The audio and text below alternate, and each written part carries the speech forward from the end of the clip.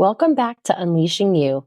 In this special bonus series, I'm highlighting the panelists who will be speaking at the Unleashing You live event in Denver, Colorado on February 26th.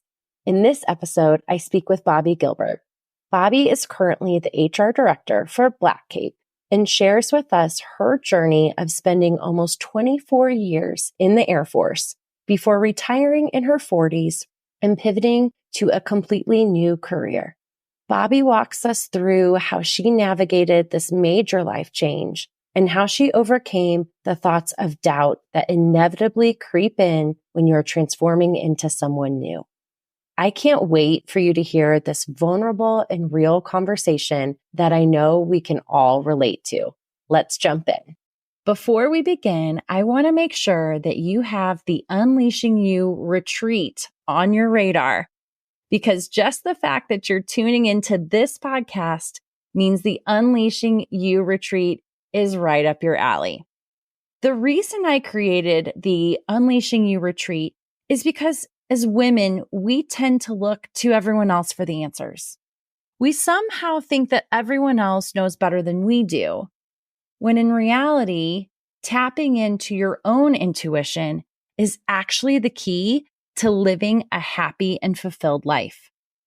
And that's how I've created the career and life I have now, and what we'll teach you how to do during this retreat. An inner shift like this will leave you with tools that you'll use for the rest of your life. This retreat is so much more than a girls' trip. This is a transformation. If I've piqued your interest, I want to personally invite you to join us in Steamboat Springs, Colorado on September 19th through the 22nd. During our time together, we will go through coaching workshops and other deep personal development activities that will uncover aspects of yourself you never even knew. Work like this would take months or years to do on your own, and we're going to get you there in just a few short days. Not to mention, we'll be staying in a gorgeous mountain home, complete with a private chef, so you don't have to lift a finger. If you are ready for a pampering getaway where you can recharge your batteries and feed your soul, send me a message on Instagram or visit acrprofessionalcoaching.com to learn more and reserve your spot. Spots are very limited, so do not wait. And I'll see you in the mountains. Now, let's get on to today's show. Welcome to Unleashing You. This podcast is your permission slip to create success your way. I'm your host, Amanda Riffey, a certified success coach and female business leader who has climbed her way up the corporate ladder. I've been through burnout and back and found the tools to bring fun and enjoyment to my career while creating powerful results and leading in a way that feels authentic to me. This show brings you conversations with women just like you who have created massive success for themselves and are doing it in their own way. We'll hear about their personal journeys of growing their career while still prioritizing the things they love most. If you are ready to be challenged and encouraged to reach your next level, then buckle up, sister, because the road to dreamy success begins here. Let's dive in.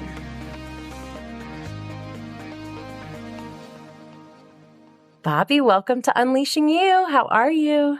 I'm great. Thank you so much for having me. Yes, I am super excited to have you, not only on the podcast, but as a panelist at the Unleashing You live event in Denver. I'm super, super excited to see you in real life. Yes, thank you so much. You know, I'm a huge fan of yours, both personally and professionally. So I'm very excited to get this opportunity. Yeah, it's going to be here before we know it. So let's jump in and just really give people a little taste of what they can expect at the Unleashing You live event and just really hear a little bit more about your story. Because I know you're going to be a panelist, but I really want to just highlight more of your story now. And then, of course, as folks want to hear more about that, we'll dive in more at the live event too. So why don't you start out with just telling us a little bit about your personal story and your career so far? Sure. I started out my career, I joined the Air Force right after high school. So I tried about a semester of college, decided that it just wasn't for me, but I wanted to do something a little bit more with my life. So I joined the Air Force, went to basic training. Then I started out, my first base was in Utah. That's where I met my husband. So very early in my career, he's also in the Air Force, or he was at the time. When I first came in the Air Force, I was in communications electronics. So I fixed radios and I really enjoyed that job. But by the time I had done it for a couple of years, I kind of had come to terms with the fact that for me personally, I probably was going to stay in the Air Force for the long haul. So I figured that out pretty early, which was fortunate for me. But I didn't think that that was something that I wanted to do for 20 years, which is what minimum the long haul generally means in the military. So I enjoyed it, but when I reenlisted the first time, so after I'd been in for about 5 years, I had the opportunity to become a paralegal. There was a job open. The Air Force allowed me to retrain. They put me through training and I became a paralegal after about 6 years in the Air Force. I moved several times throughout that, as I was a paralegal. I was pretty sure that that was what I was going to do forever.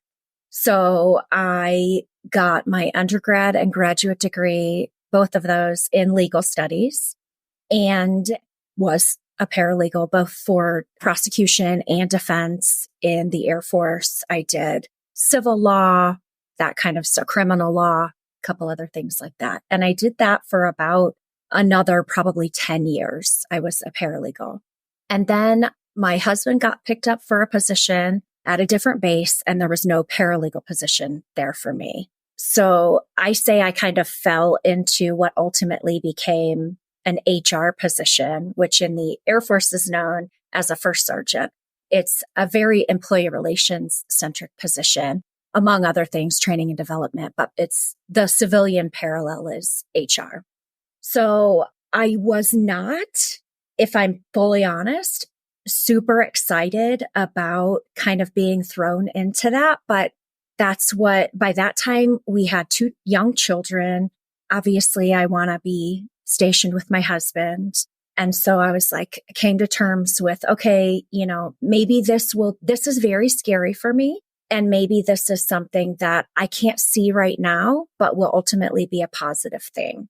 And so my husband and I talked and we were like, okay, let's do this. So I went to first sergeant training, moved to North Carolina, which was my next duty station, and became a first sergeant. And I did that for 6 years at a few different units in North Carolina. And what I really found ultimately was that as a paralegal, and I really didn't know this until I crossed over into HR, I didn't really feel this.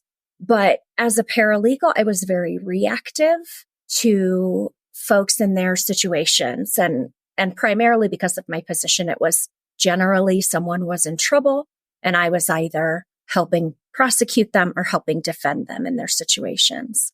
So very reactive career field in legal. When I switched over into HR, it became an opportunity to be much more proactive.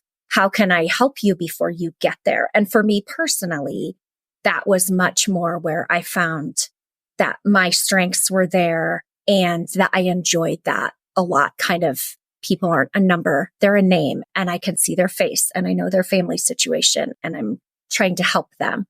And so I did that for several years. I did end up going back to be a paralegal, but kind of in more of a senior paralegal, also very HR similar role, but in a legal office. I was running a legal office.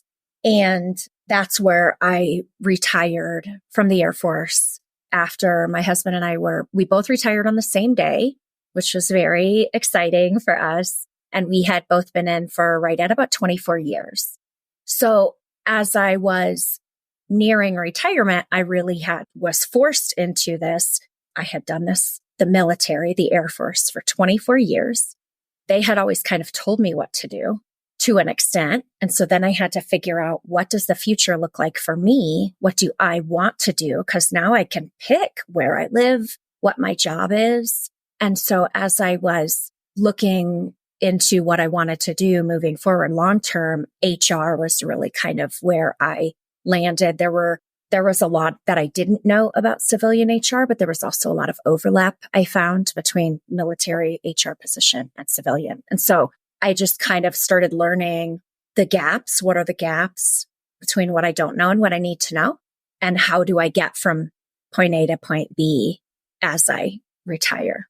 Kind of what that looked like ultimately was the Department of Defense has a really great veteran transition program called SkillBridge that essentially allowed me to intern with a company while I was on my last few months of active duty. And so I worked for this company full time as an HR manager and stayed on with them after I retired. They hired me full time, and it's still where I work today. And I've been working for them for about 2.5 years, and I've learned a lot, and I'm still really enjoying what I do now I'm an HR director. What a fantastic program, that SkillBridge, to be able to make such a terrifying transition a little bit easier. So I'm sure that retirement for you came with many mixed emotions. Like you said, you had been in the Air Force for almost 24 years. And can you walk us through what were some of the inner thoughts, or even some of those limiting beliefs or self-sabotaging thoughts that maybe popped in for you as you were nearing retirement and making that big career change? Yeah, absolutely. So I think the biggest, just kind of to put stuff into context, by the time my husband and I were retiring, our children were going into 8th and 9th grades. We have a son and a daughter. And so it was really, we were living in the Washington, D.C. area. We knew that we were going to move to Montana, which is where we ended up.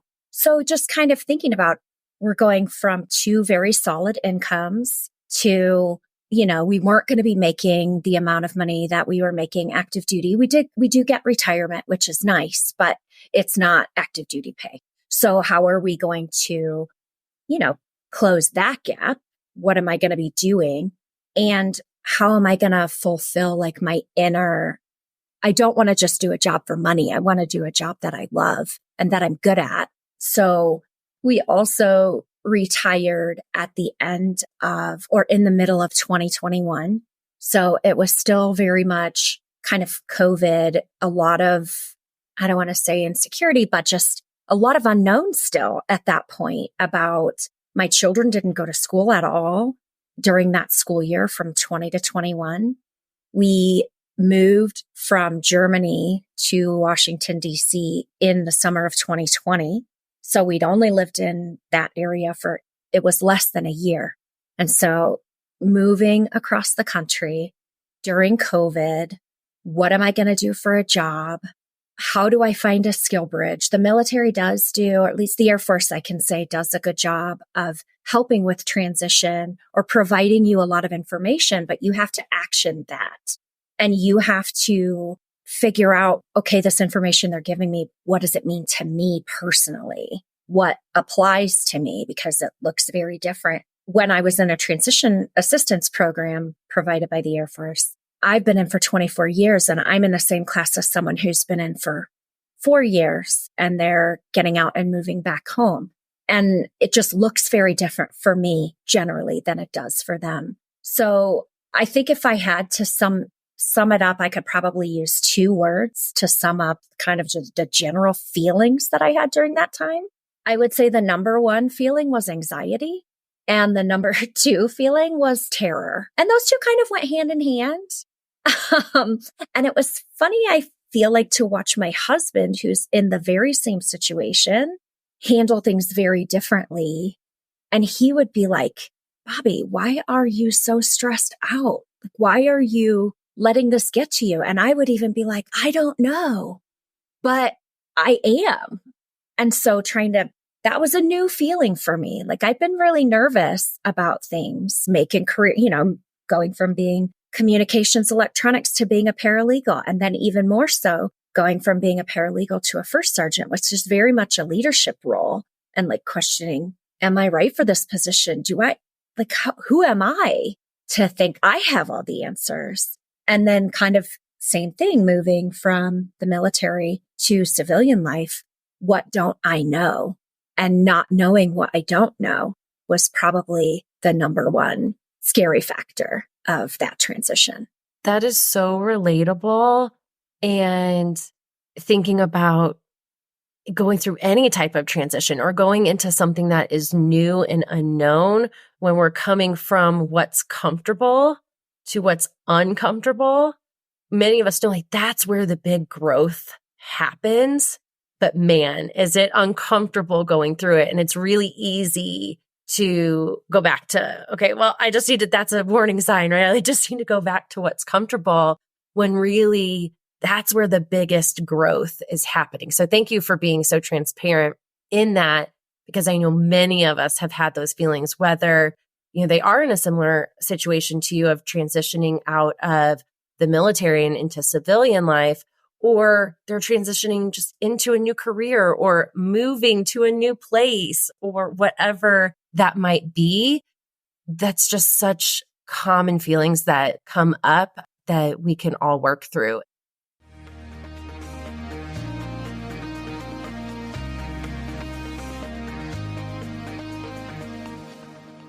I hope you're enjoying today's episode. I wanted to interrupt for a brief moment to invite you to create success your own way. I am currently enrolling in one-on-one private coaching opportunities. This is for you if you are ready to go all in and see big results. With 4 months of focused time just for you, you will skyrocket your growth and success beyond your wildest dreams. No more dreading Mondays. We'll make every day feel like Friday. Ready for a promotion? Let's do it. Want to start your business? I'm game. Need to find balance between your career and your family? I promise you it can be done. Are you longing to level up your leadership? Well, then let's bring out that badass CEO. Together, we will transform your career and your life into something you are really proud of. Get ready to get back in the driver's seat and create the success of your dreams. And did I mention we will have so much fun along the way? Send me a message on Instagram or head to acrprofessionalcoaching.com to learn more. I'll also put the details in the show notes for you. Your road to dreamy success begins here. Now, back to the episode.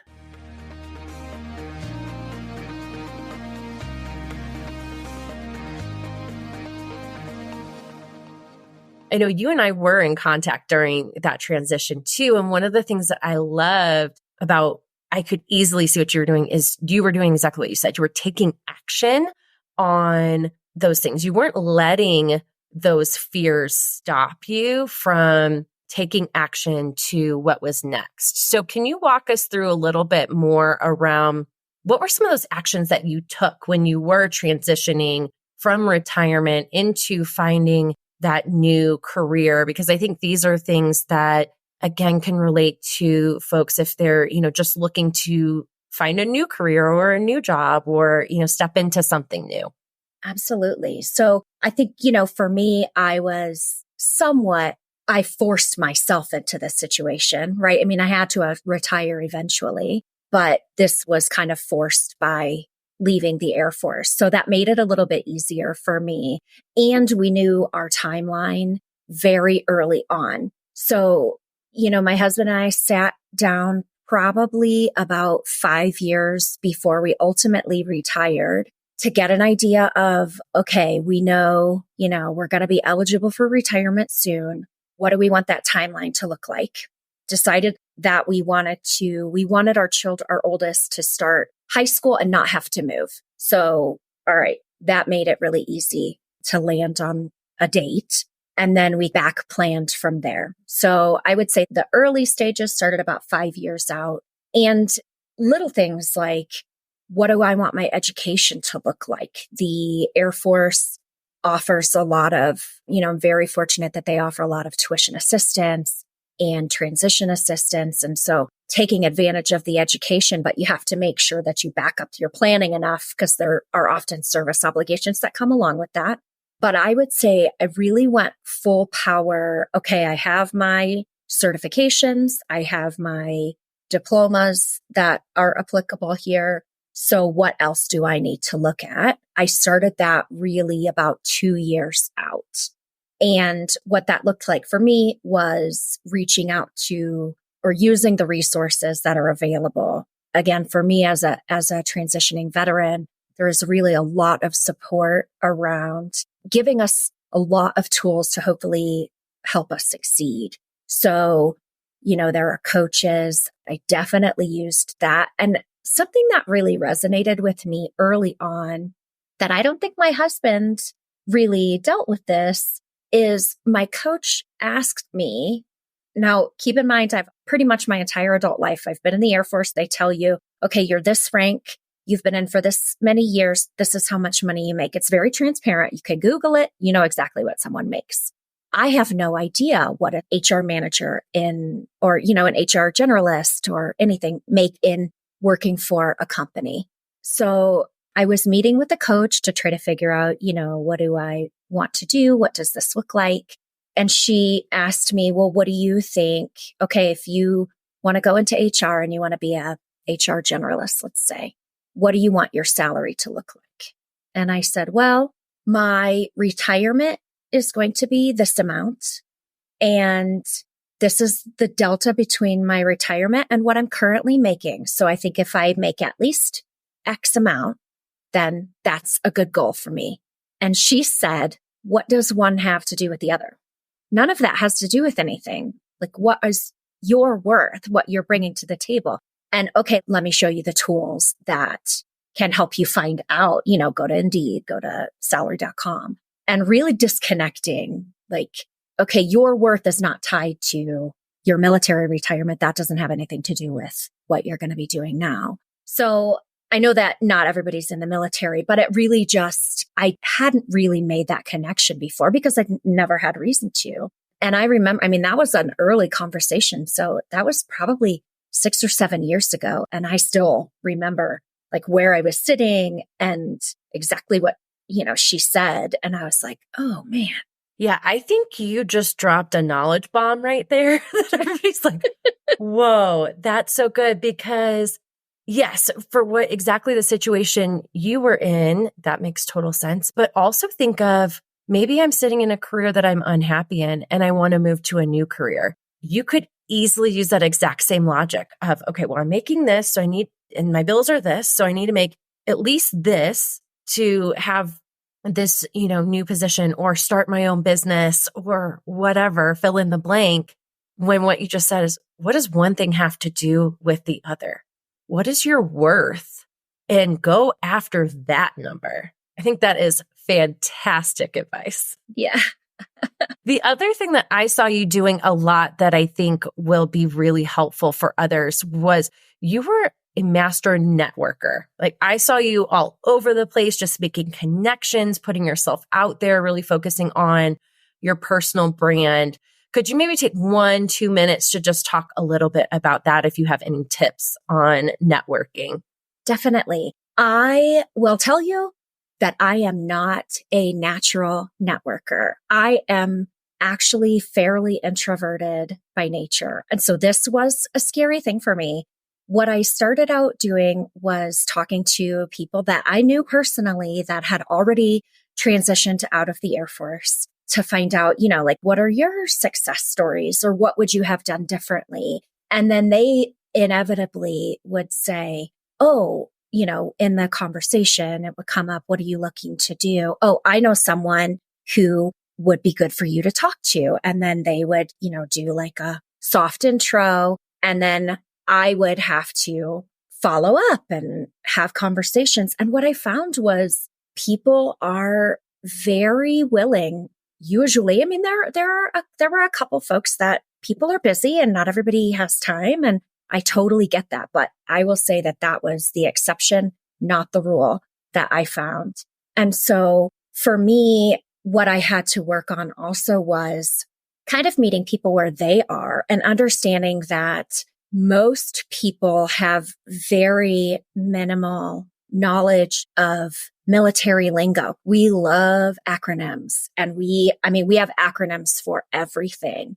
But if I don't have military experience or background, I'm not going to know what that means. And so learning to transfer, just basically figure out the different lingos and translate that from military lingo into, they mean the same thing. It's just changing my lingo to match civilian speak, if you will, so that people understand what it is I did in the Air Force and how that can be beneficial to a company that in the private sector. And then it was really just about LinkedIn was a really great tool for me, do a LinkedIn plug, I guess. But, people that I'd never met them and never would have met them if not for LinkedIn. So that was a really good tool for me too. What is one final message that you would want to leave a listener with who's really resonating with your story? I would say that change is definitely scary. Not for everyone, but it was for me. And I think for a lot of people, change is scary. But for me personally, the thought of never changing or advancing and kind of just staying stagnant because it's comfortable is more scary. And so if you can embrace the fear and learn, not let it stop you and learn how to use it as a motivator, it's okay to fail as long as you use the failure and the things that you do wrong, take those mistakes and learn from them. It ultimately will become a positive experience. So I am a big fan of Masterclass, if you've heard of it. And Amy Poehler. I have. Amy Poehler has one that's come out recently that I really liked. And one of the things that she used this analogy of like watching a parade, and don't wait for the perfect float to come by to be like, oh, I'm going to pick a float and I'm going to jump on it. If you wait for the perfect float, the entire parade is going to probably go past. And then you're just here with nothing. So do things probably before you're ready and, just kind of use that fear as a catalyst. I love that analogy. Like literally just picturing being a big parade and oh, nope, not that one. That was like, oh, no, maybe this one, but no. And then everything has gone by and you never took that step. The first step is the scariest. It's the hardest. It always is. But when you can just take that first step, you find out that it's not even as hard as we build it up in our brains. That has been my experience, which is not to say it's not challenging. For sure. But it's not nearly as scary as it seems before you take that first step. Absolutely. Thank you, Amy Poehler. Yes. Thank you, Amy Poehler. She's fantastic. So speaking of that, Bobbi, what would you say to someone who's listening who is considering going to Unleashing You Live? Maybe they have a little fear. Maybe you're like, oh yeah, that sounds good, but they're still sitting on the fence. What would you say to them?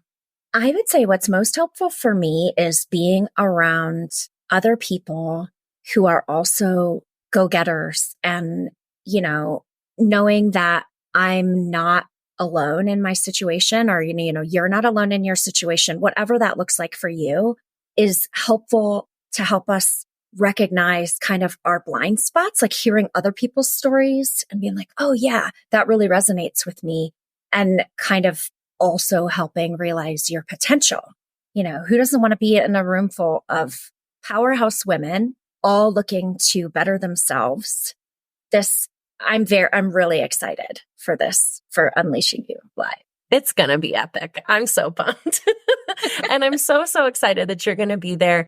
So where can our listeners connect with you prior to the event? Probably the best place to connect with me is going to be on LinkedIn. Yeah, I'll put all of that in the show notes for everyone as well. Bobbi, thank you so much for being on Unleashing You and for being a panelist at the live event. I will see you very soon in February. Thanks, Amanda. I can't wait to see you in Denver. Thank you so much for tuning in to today's episode. If you'd like to continue this conversation, connect with me on Instagram and say hello. You can find me at AmandaRiffy_coaching. In the meantime, if you know you are ready to step into your next level of success and want to completely accelerate your personal and professional growth, let's work together. I offer one-on-one and group coaching, as well as on-demand self-study options. There's really something for everyone. To learn more, visit my website at acrprofessionalcoaching.com or send me a DM on Instagram and start a conversation.